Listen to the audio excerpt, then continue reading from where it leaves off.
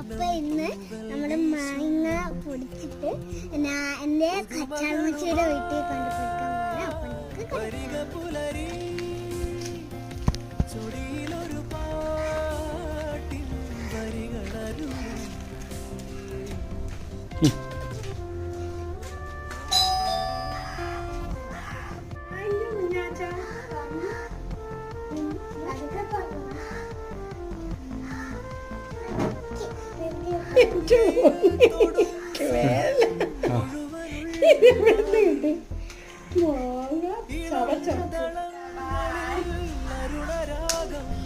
അപ്പൊ കച്ചാളമ്മച്ചി തിന്നുന്നതിന്റെ വീഡിയോ അയച്ചു തരാന്ന് പറഞ്ഞു. നമുക്ക് വീട്ടിലേക്ക് പോവാം.